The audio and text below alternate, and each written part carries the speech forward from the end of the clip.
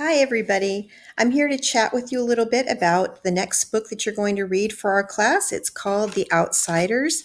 This is what it looks like. Hopefully, you already have a copy of it. If you don't, you are welcome to pick it up at school. It has been at the guard station for the last couple of weeks. Some other options are for you to download it onto a Kindle or to order your own copy of it from Amazon.com.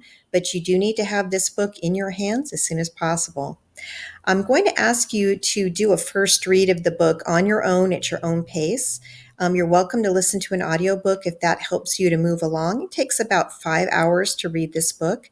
You don't have to annotate it. I just want you to meet the characters. I want you to know what happens in the book. You know, it's always so hard for me when we're discussing the books. I don't like to spoil it for you. So this time we're going to approach it a little differently, and we're going to have everybody read the book first.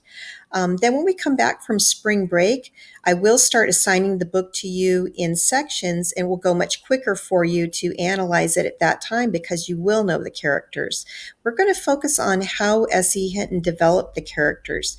I particularly chose to have you learn about the life of Edgar Allan Poe and to look at him as an author and one of his works to see how the events in an author's life always impact their writing in some way. And S.E. Hinton is no exception.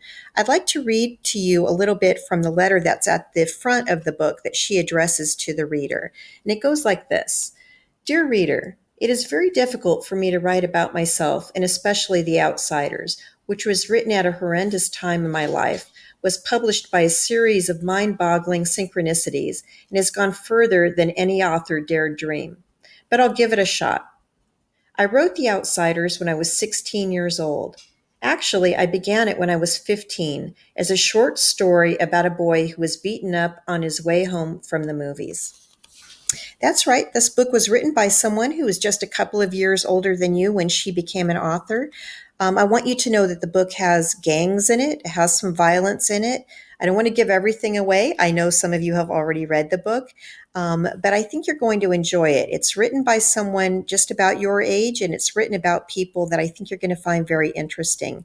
And after everybody's read the book, we're going to come back and we're going to take a look at it and analyze the characters. We're going to really look at how the author put her characters together. So as you're reading the book, think about which character do you identify with the most? Which character do you wish you knew a little bit more about?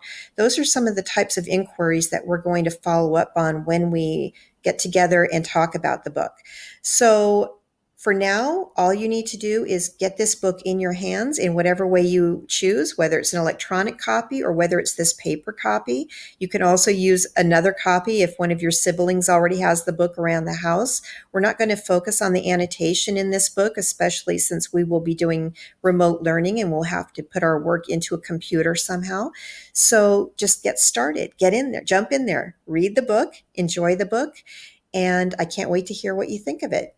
I want everybody to have a great Easter. Take care, and I hope to see you soon in some of my office hours. Bye, everybody.